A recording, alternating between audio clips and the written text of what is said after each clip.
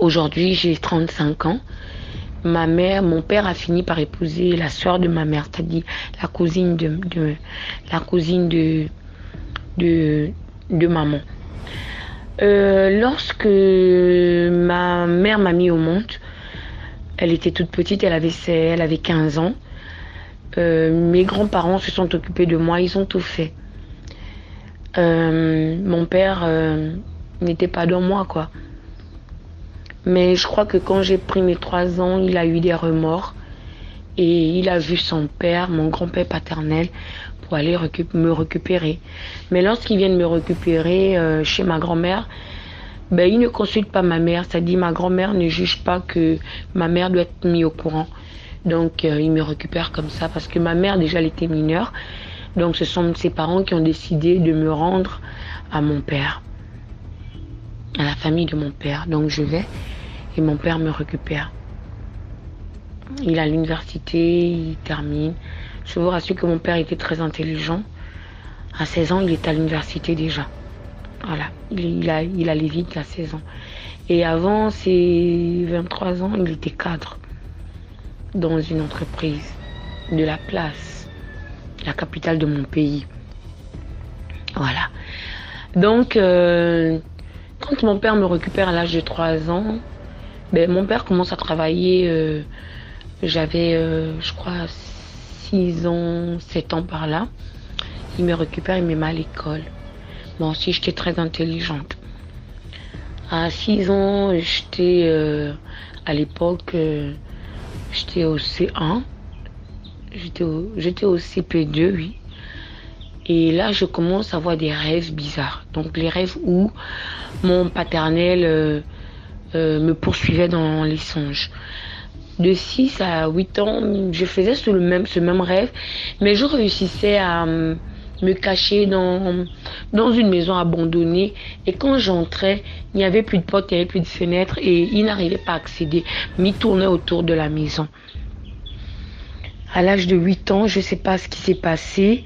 J'ai fait ce songe-là à 8 ans. Et là, il a pu m'atteindre. Et lorsqu'il m'a pu me tenir dans ce rêve-là, il m'a fait des attouchements sexuels. Et dans mon songe, je me disais, non, ça va aller, tu n'auras pas mal, tu n'auras rien, et tout, laisse-toi faire. Et honnêtement, quand il m'a touchée, j'ai ressenti un grand plaisir. Et au réveil, j'ai eu mon premier orgasme à l'âge de 8 ans. Et depuis 8 ans jusqu'à 17 ans, je faisais souvent ce même rêve, mais là, je ne le voyais plus. Je voyais juste quelqu'un qui venait, qui me touchait. Et je vous assure, DMG, j'aimais cette sensation de plaisir intense. Aujourd'hui, je ne me cache pas, c'est quelque chose que j'avais honte de raconter, quelque chose que j'avais honte de dire. Mais aujourd'hui, je préfère le dire parce que à travers votre histoire, je vois que vous aidez beaucoup de personnes. Et à travers ces histoires, quelqu'un peut vivre la même situation que moi. Et puis après, se dire que c'est pas normal qu'il puisse aller voir un tradipraticien ou aller à l'église, se confier à un pasteur pour être délivré. Je vous assure que de 8 ans à 18 ans, j'ai aimé ces attouchements dans les rêves. Parce qu'à chaque fois que ça m'arrivait, je ressentais un plaisir intense et je me réveillais. Je me sentais... j'avais du plaisir en fait. Et je vous assure, DMG, que je suis arrivée à un niveau où j'avais envie d'avoir ce rêve. Et sans vous mentir, j'étais tombée amoureuse de cet être-là qui venait me toucher. Ce qui fait que j'ai eu du mal à me mettre en relation avec quelqu'un de normal. Pour moi, j'étais tombée, depuis mon enfance, j'étais tombée amoureuse. Mais là, je ne voyais plus mon père, je voyais maintenant... je ne voyais pas vraiment le visage de quelqu'un, je voyais juste quelqu'un qui venait, qui me prenait par l'arrière, qui me caressait et je savais que c'était lui et je me laissais faire parce que j'aimais quand il me touchait, j'avais du plaisir, quand il me touchait, je me sentais bien, j'étais amoureuse et dans la réalité, j'étais amoureuse de cet être dans mon rêve. DMG, je ne vous mens pas, je ne vous cache pas, je vous dis quelque chose que j'ai vécu, j'étais amoureuse. Et je me rappelle quand j'avais 17 ans, je lui disais, mais moi j'ai envie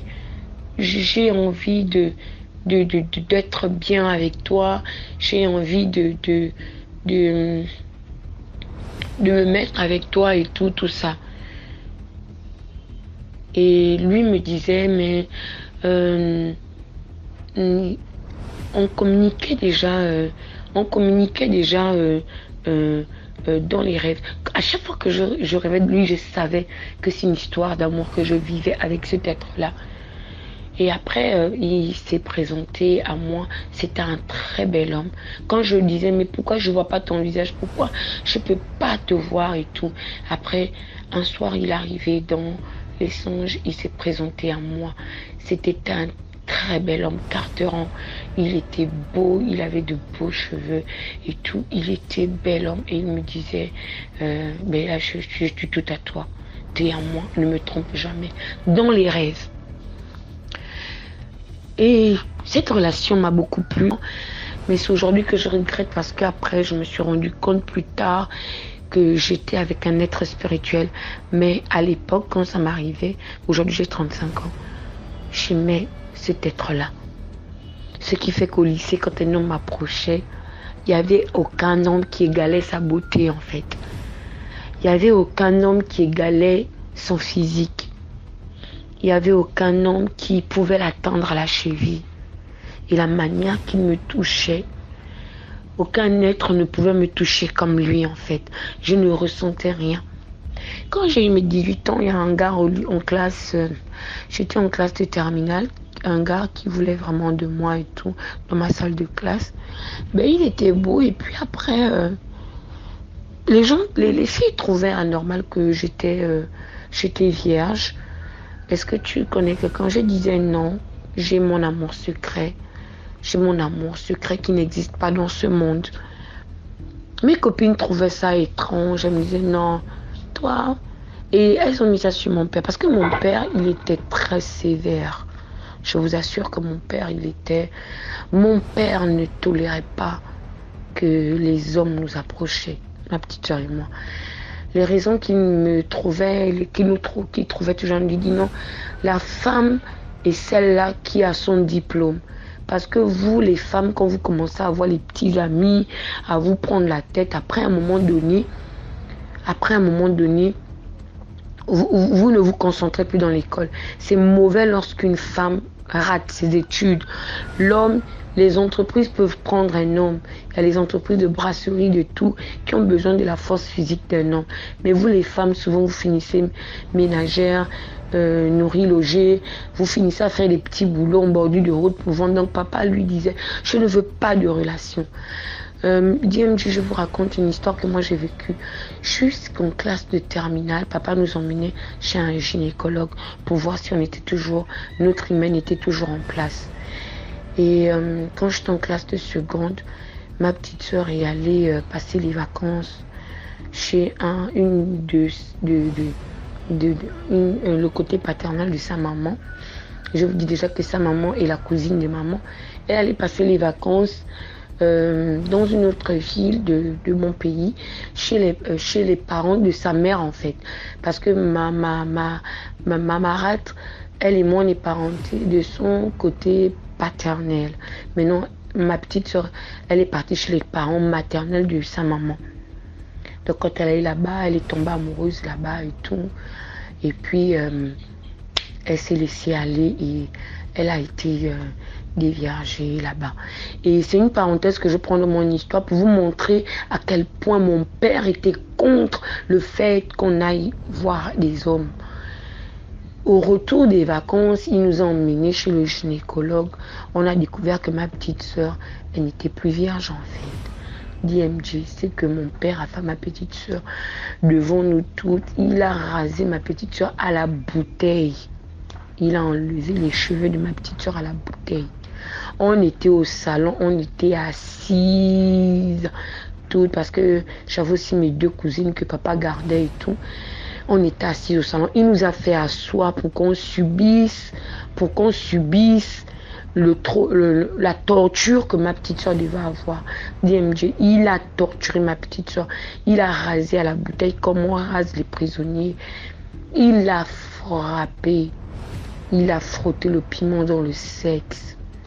Et il a dit, regardez bien, la personne qui va aller voir un homme va subir la même chose. DMG. J'étais en classe de première. Ma petite soeur était en classe de troisième. DMG, cette torture nous a traumatisés.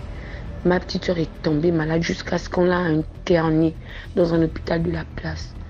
Il a eu des problèmes avec ma marade parce que ma marade a dit, je ne comprends pas comment est-ce que l'enfant allait, elle est déjà grande en fait. Elle n'avait pas encore 18 ans, c'est vrai, mais toute femme passe par là. Chacun a son histoire. Comment aller jusqu'à torturer l'enfant? Déjà, tu la rases, tu la frappes avec il allait arracher le détendeur de la bouteille de gaz. Il a mouillé ma petite soeur toute nue. Il l'a frappée.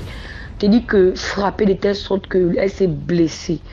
Jusqu'après, il a écrasé le piment dans le moulinex. Il a frotté partout dans le sexe de ma petite soeur. À l'anus, dans le sexe et tout. Et il a dit non. Et désolé, c'est ma fille qui a ouvert la porte. Et il a torturé ma petite soeur. Ça m'a traumatisé, mes cousines et moi, de telle sorte que même au lycée, papa avait dit que si un garçon pose la main sur vous seulement, vous êtes morte en guerre. Au lycée DMG, moi personnellement, ça m'a traumatisé. Ça m'a traumatisé que je n'ai pas permis à un homme de s'approcher de moi. Je n'ai pas permis à un homme de me toucher parce que pour moi, je disais non, ce qu'elle a vécu là, elle a été internée 4 jours à l'hôpital, malade. Ma petite soeur est sortie traumatisée de ça. Et j'ai dit, je ne peux pas. Maintenant, quand je reviens à mon histoire, comme je vous disais, j'avais mon petit ami des rêves. Cet être-là que j'aimais. À 17 ans, il s'est montré. Il a dit, je suis là, ne me trompe jamais. Je suis à toi. Tu es ma dulcinée. Je t'aime, toi. Il me faisait les cadeaux dans les rêves. Jusqu'au point où, étant au lycée, en classe terminale, j'avais 18 ans. Je lui ai dit, mais toi et moi, on se voit que dans mes rêves. Mais souvent, dans la réalité, j'ai besoin des petites attentions, j'ai besoin des petites choses et tout. Tu me dis quoi? Mais moi, j'ai besoin souvent d'argent. J'ai besoin que tu t'occupes de moi, mais tu t'occupes jamais de moi.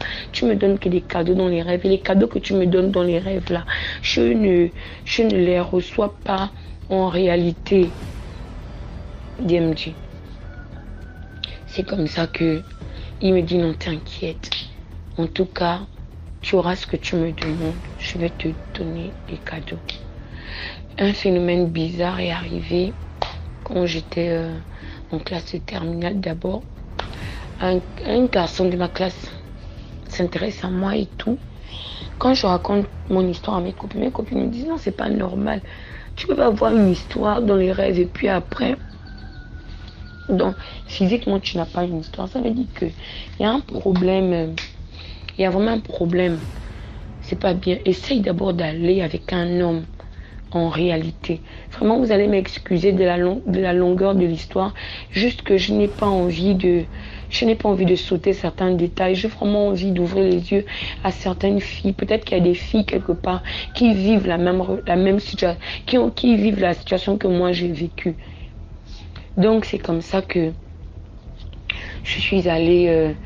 Le garçon m'a invité chez lui. C'était un beau garçon, carteron aussi, bien métis, façon bien bâti, physique et tout. Il m'a emmené chez lui. DMG. On allait dans sa chambre. Il a commencé à me caresser. DMG, je ne ressentais rien. Je n'avais que du dégoût. Il a voulu me prendre, me toucher et tout. J'ai reposé ce gars-là. J'ai dit, excuse-moi. Depuis qu'on est là, tout est préliminaire là. Je ne ressens rien. Je ne ressens rien. Je ne ressens rien. Ça ne m'attire pas, ça ne tout. Donc je ne peux pas donner ma virginité à quelqu'un qui ne me fait rien ressentir. Donc le soir maintenant, quand je vais dormir et tout, quand j'arrive dans mon rêve, Mon bien-aimé de mes rêves se fâche avec moi. Il me dit, je n'ai pas aimé. Pourquoi tu as voulu me tenter? Tu as voulu te donner, pourquoi et tout. Il a dit, ne fais pas ça, parce que si tu le fais, je vais vraiment être en colère après toi et tu risques d'avoir des problèmes. Je veux pas, arrête. Je me suis excusée et tout. Et ce jour-là, il m'a bien pris. J'ai ressenti du plaisir et tout, tout ça. Je me suis réveillée, j'étais toute heureuse et tout. Et le lendemain au lycée, j'ai dit à ce gars-là, ne t'approche plus jamais de moi. Je ne veux pas avoir des problèmes et tout. Machin, je ne veux pas. DMG, pour moi, tout ça, c'était normal. Pour moi, tout ça, c'était normal. Et quand j'étais en terminale, j'ai passé mon bac et tout. J'ai passé mon bac, je l'ai eu, tout ça. Et avant de partir, j'ai voulu me confier à mon père. Je me suis dit, bon, puisque ma maman, quand mon père m'a pris, je n'ai plus jamais eu de contact avec ma mère. C'est-à-dire, c'est comme si elle n'existait plus. Mon père faisait en sorte que je n'ai aucun contact avec ma famille maternelle. Jusqu'à un moment même, on m'a fait croire que ma maman était décédée. On m'a fait croire que ma famille maternelle ne m'aimait pas. Que mes oncles ne m'appréciaient pas. Que ma famille ne voulait pas mon bien. Donc j'ai grandi avec ma famille. J'ai grandi avec ma famille paternelle. Je ne voyais que mon père, sa femme. Donc mes frères que je connaissais, c'était juste mes frères, les enfants de mon père. Et tout. Donc j'ai grandi comme ça. Et un jour, je me suis confiée à papa. J'ai dit, papa, voilà, depuis que j'ai l'âge de 8 ans, j'ai vu une histoire bizarre, compliquée. C'est pas compliqué. Voilà, j'ai raconté mon histoire à mon père, de mon petit ami, des rêves et tout. Papa, au lieu de trouver que c'est anormal, il m'a dit, ma fille, il y a deux mondes. Il y a le monde spirituel et le monde physique. Mais dans les deux mondes, tu peux vivre, tu peux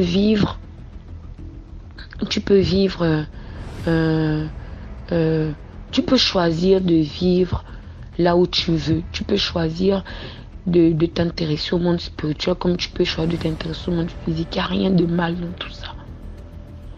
Si tu aimes déjà quelqu'un dans ce monde spirituel-là, c'est que c'est ton amour. Tu n'en as pas besoin. Et là, je dis à mon père, mais j'ai besoin de lui ici. J'ai besoin, parce que ici, on dit que je suis vierge. Tout le monde pense que je n'ai pas un petit ami et tout. Moi, j'ai vraiment besoin qu'il soit avec moi, à mes côtés. Que dans le monde physique, elle me balade avec lui et tout. Papa dit non.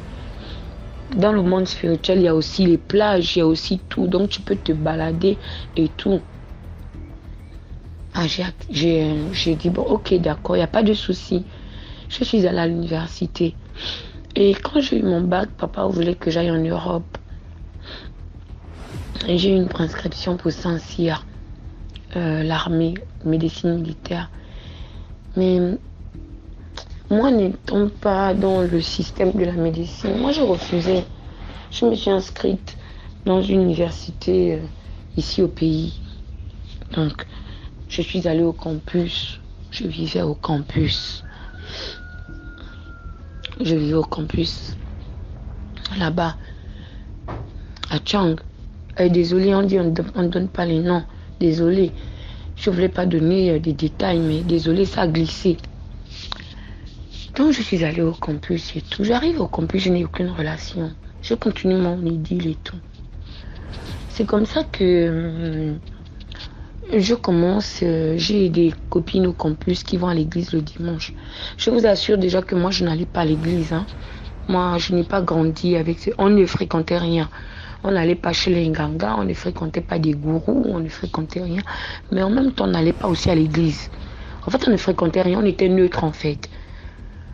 Je ne sais pas si je vais dire qu'on était athée, mais on était neutre. On ne fréquentait pas de...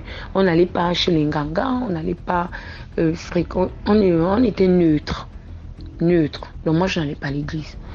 Donc c'est comme ça que une amie m'a invité à l'église étant au campus. Non, Il y a la campagne, il y a une campagne d'évangélisation, il y aura des délivrances et tout, et tout, et tout. Ça te dit pas et tout. Il y aura l'agapé et tout. Moi, comme déjà là-bas, je suis une gourmande. Quand j'ai entendu agapé c'est quoi? On m'a dit on va manger, on va boire et tout. Donc moi, je me suis dit, ben, pourquoi pas? Si je peux aller assister à une campagne d'évangélisation et puis après je mange, je bois, pour moi quoi? Je suis au campus, les temps sont durs. C'est comme ça que moi je vais avec une amie là-bas, campagne d'évangélisation et tout. C'est comme ça qu'on parle, on dit d'accepter Jésus comme Seigneur et Sauveur et tout. Vraiment, cette campagne-là m'a beaucoup touchée. J'ai été vraiment touchée, j'ai été attirée, la parole. J'étais attirée par la parole, j'étais attirée par tout ce qui se disait et tout. J'avais les frissons sur tout mon corps. J'ai ressenti quelque chose que je n'avais jamais ressenti auparavant. Et c'est comme ça l'homme de Dieu dit, vous qui n'avez jamais accepté Jésus comme Seigneur et Sauveur, avancez. Pour moi, je me suis dit, Jésus, c'est qui? Moi, je ne le connais pas. Mais je suis quand même allée devant. J'ai répété la prière, Seigneur Jésus-Christ, je t'accepte comme Seigneur et Sauveur, prends-moi tel que je suis et tout ça. Je m'abandonne à toi, je laisse ma vie, mon passé et tout. TMG, pendant que je suis en train de répéter la prière, je ressens comme un tourbillon, je tombe.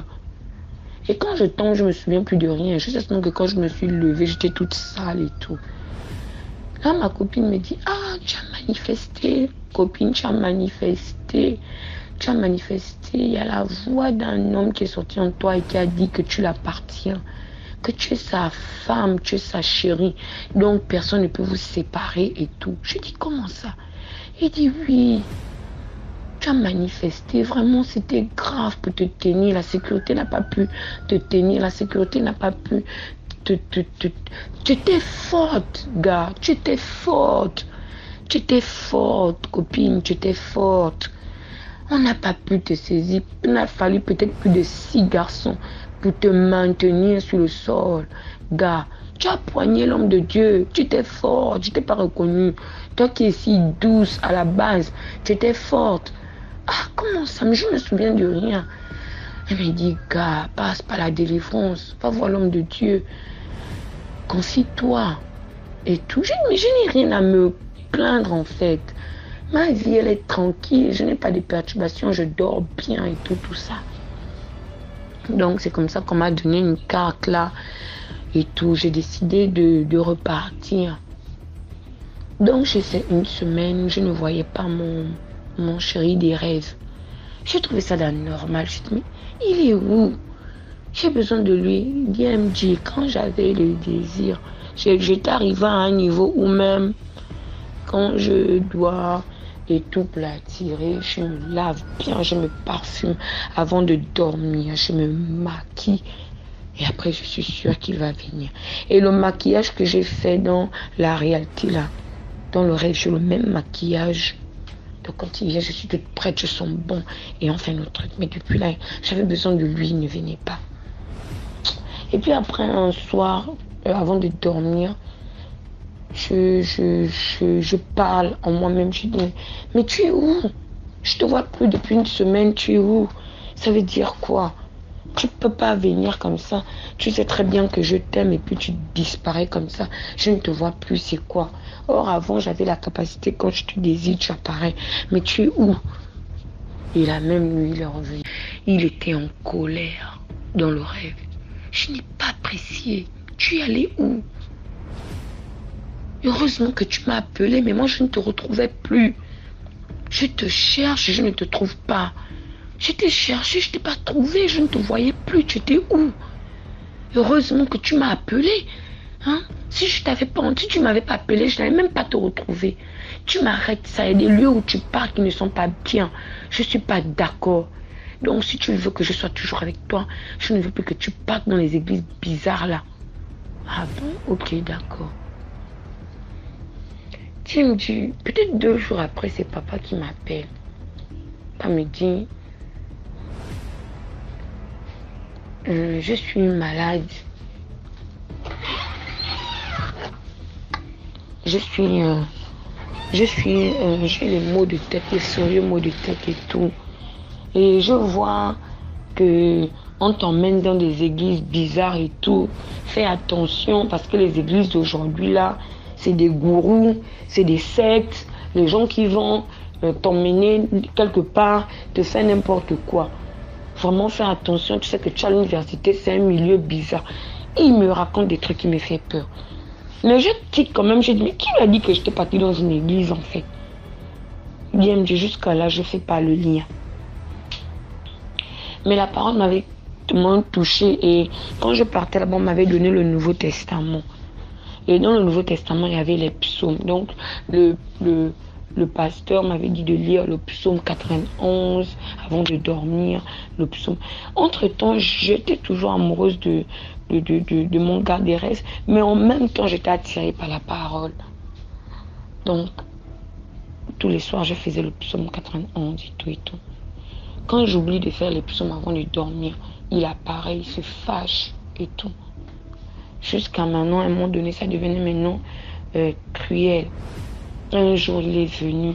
Dans mon rêve, on a eu une dispute grave. Et il m'a frappé. Il m'a damé un truc dans la tête. Il m'a grondé. Je t'ai déjà dit que je ne veux plus te voir aller là-bas. Pourquoi tu continues? Tu m'énerves. Il a commencé à se fâcher. Il m'a frappé. Quand je me lève, Dieu, l'endroit, il m'a damé la batte là. J'avais mal, c'était enflé. Je dis non, il y a un problème. Comment? Je vais voir l'homme de Dieu. Je dis voilà. Et c'est là où je décide de me confier à l'homme de Dieu. Je dis voilà, depuis l'âge de 8 ans, voilà. Depuis que je viens vers vous, je viens me prier avec vous, depuis que j'ai les psaumes et tout. C'est comme ça que l'homme de Dieu me dit, ah, tu es un mari de nuit. C'est pas normal. Tu n'as jamais connu un homme.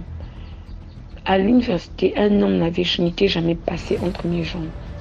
Tu n'as jamais connu un homme ne t'a jamais embrassé et tout. C'est vrai que en tant qu'enfant de Dieu, la chasteté, elle est bien. Mais c'est pas normal que tu aies des orgasmes dans tes rêves. C'est comme ça que l'homme de Dieu a dit. Si tu peux venir ici à l'église, faire le jeûne avec les autres et tout pour la délivrance, ça a beaucoup m'arrangé. J'ai seulement pris mon sac, j'ai pris la brosse à dents, l'essentiel et tout. Je suis allée à l'église. Je suis allée à l'église. On a fait une semaine de jeûne et prière. Et je ne sais pas pourquoi, le jour que j'étais partie, j'avais complètement oublié le téléphone dans ma chambre au campus. Donc je suis allée à l'église là-bas et tout. J'étais maintenant là-bas. Et puis, bon, j'avais oublié le téléphone. C'est vrai que j'avais voulu avoir mon téléphone. Mais après, je m'étais dit, bon, tant mieux. Au moins, on ne me dérange pas. J'ai commencé à faire la prière avec les autres. J'ai jeûné. La première fois que j'ai fait le jeûne, j'ai fait le jeûne Esther pour la première fois de ma vie. J'ai vu beaucoup de choses bizarres qui sont passées, les combats, tout ça. Je suis restée là-bas, j'ai fait ma délivrance. Comme ça que j'ai découvert que j'avais un mari de nuit et tout. Et après, le 6e jour de mon jeûne et de prière avec les autres et tout, je suis en train de dormir, DMG. On m'a sur la natte dans l'église. Je suis en train de dormir, je vois mon père apparaître. Mon père me dit, tu veux que je meure? Tu veux que je meure? Tu veux que je meure? Qu'est-ce qui a changé quand je ne te donne plus le plaisir? J'ai dit, mais papa, quel plaisir? Il dit, tu es venu ici, tu veux me tuer? Je te cherche, je ne te trouve pas. Tu veux me tuer? Tu veux que je meure? Et puis tu restes? Tes frères vont faire comment sans moi? C'est de toi que je puise ma puissance. Tout ce que j'ai, c'est avec toi que je travaille. C'est ta semence que je prends. Et puis, je veux aussi dire que vraiment, c'était vraiment bizarre. À chaque fois que je faisais des rapports dans les rêves, quand je me levais, papa avait toujours quelque chose de nouveau. Parfois des promotions. Et quand j'avais dit dans le rêve que, mais tu ne me donnes pas l'argent et tout, mon père avait commencé à me donner des grosses sommes d'argent. J'étais l'enfant chéri de papa. Et de telle sorte même que ça attisait la jalousie vis-à-vis de sa femme.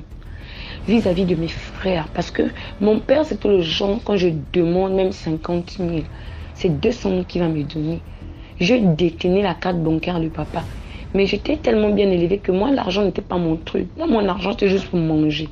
Quand tu vois, je vais retirer de l'argent dans le compte de mon père. C'était pour aller prendre 30 000 parce que je voulais aller manger au fast-food. Comme j'aimais les shawarma à la viande, là. C'est là où je partais, je prenais mon sur le shawarma, j'invitais mes amis et tout pour manger. C'était pas vraiment dans le style que je voulais prendre de l'argent pour faire quoi que ce soit. Non. Quand j'avais dit à mon mec des rêves là que je voulais, tu ne me donnes pas l'argent et tout, papa a commencé à me remettre de l'argent, beaucoup d'argent. Il m'a même ouvert un compte.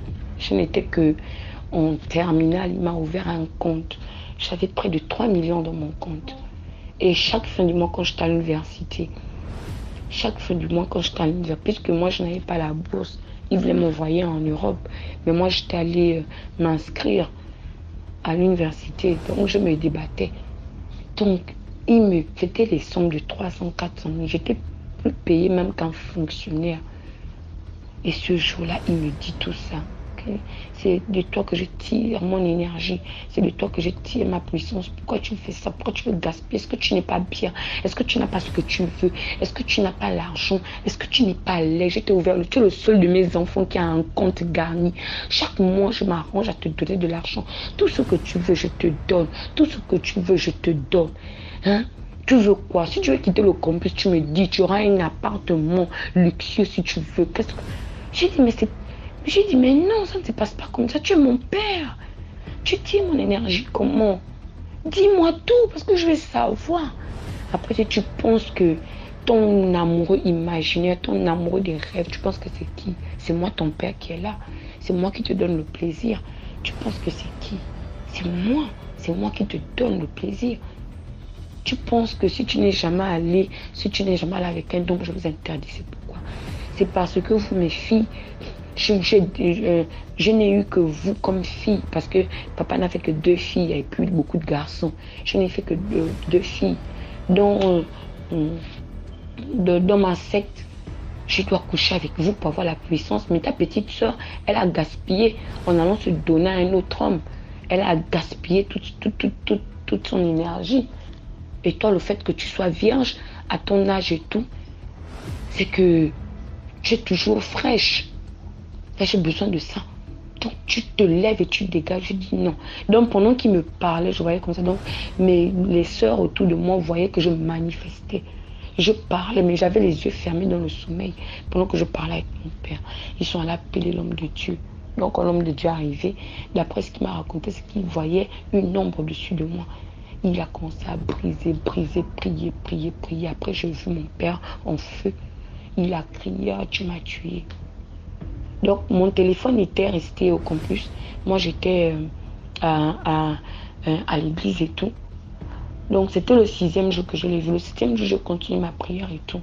Quand je rentre au campus et tout, c'est comme ça que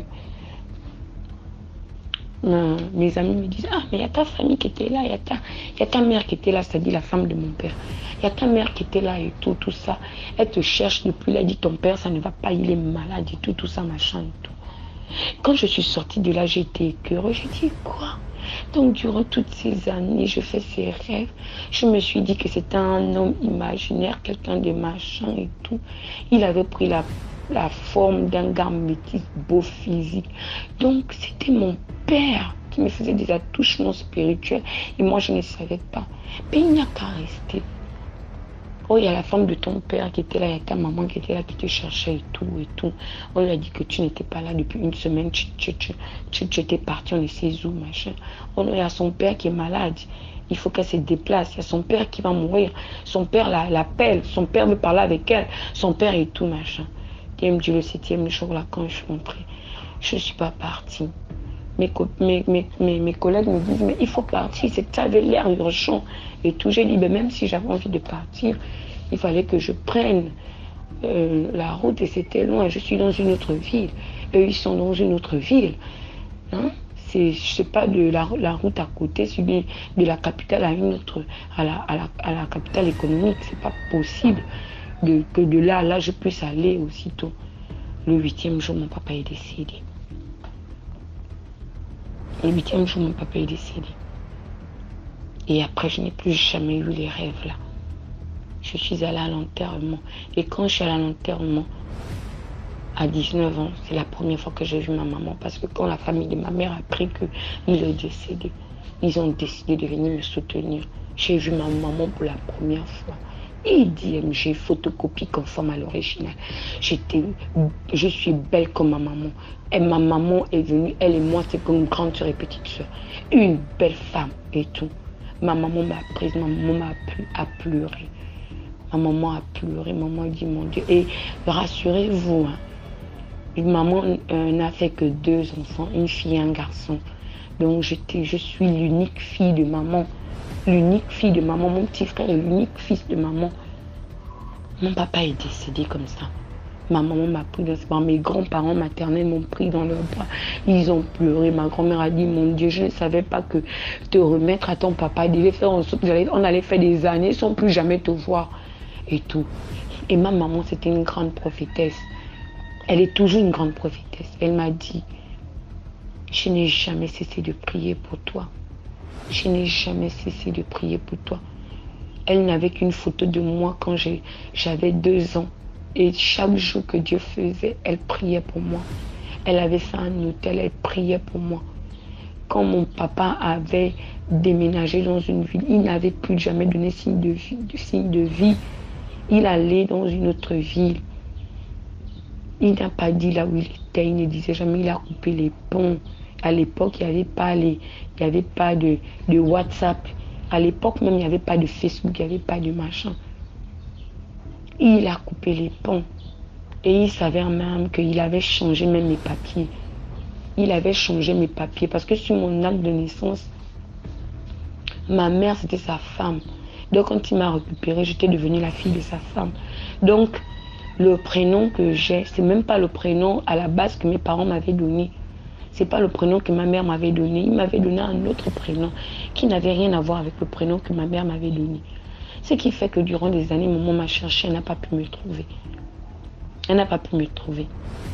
Quand elle va au village, chez ses parents et tout, il avait donné une interdiction formelle qu'on ne devait jamais donner. Et le père de mon père avait tenu parole jusqu'à sa mort. Il n'avait jamais dit. Parce que mon grand-père est décédé des années bien avant. Dans notre village là, on ne savait pas où j'étais. Et c'est par une advertence comme ça, à l'université, un prof de l'université qui est tombé sur moi, qui m'avait dit comme ça, tu ressembles à une dame que je connais, tu es la photocopie conforme d'une dame que je connais. Et tout. Quand j'ai donné le nom de mon père, donc ce prof-là, c'était carrément mon oncle, le cousin à ma maman. C'est lui qui allait dire à ma mère que je retrouvais ta fille. Mais elle ne s'appelle plus comme tu dis là, et voilà comment elle s'appelle et tout, elle est à l'université.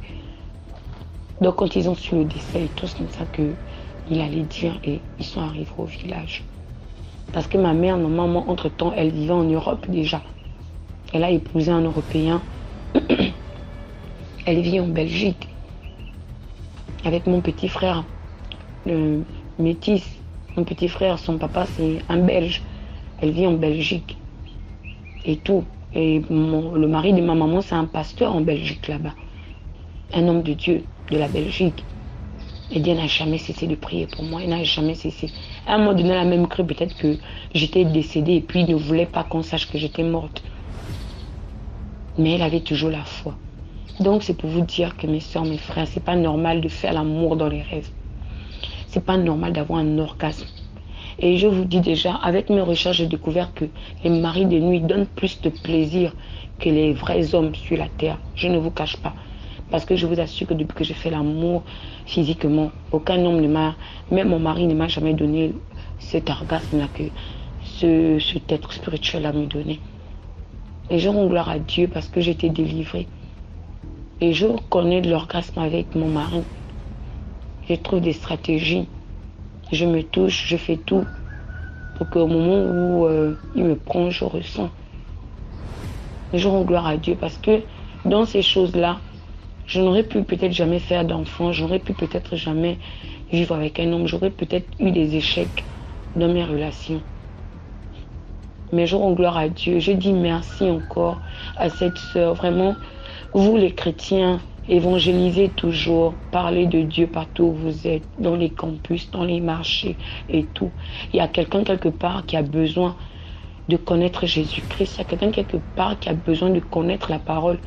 Parce que moi, je vous assure que j'ai grandi sans la Bible. Moi, je n'avais jamais connu la Bible. Je ne savais, j'entendais parler, mais je n'avais jamais touché la Bible. Je ne savais pas parce que nous, on ne priait pas. On vivait normalement comme ça. Donc vraiment, continuez à évangéliser, continuez à parler de Jésus. Parce que si cette collègue-là ne m'avait jamais parlé de Jésus, ne m'avait jamais invité à une évangélisation, je n'aurais jamais connu ma délivrance. J'aurais continué à vivre dans ce monde imaginaire, tellement je m'y plaisais. Vraiment, DMG, je sais que mon histoire est longue, mais elle est nécessaire. Parce que je sais qu'il y a beaucoup de personnes qui vivent cette situation. Je suis camerounaise, mais je sais qu'il y en a qui vivent cette situation. Je sais, parce que j'ai une amie qui s'est confiée en moi, qu'elle n'a du plaisir que lorsqu'elle fait l'amour dans les rêves. Et je lui dis, c'est les maris de nuit, c'est pas normal, c'est mystique. Vraiment, DMG, merci encore pour votre histoire, votre chaîne, merci encore pour ce que vous faites. Merci. Bye bye. Désolée encore pour la longueur de l'histoire. Je ne voulais pas rater les éléments. Merci encore.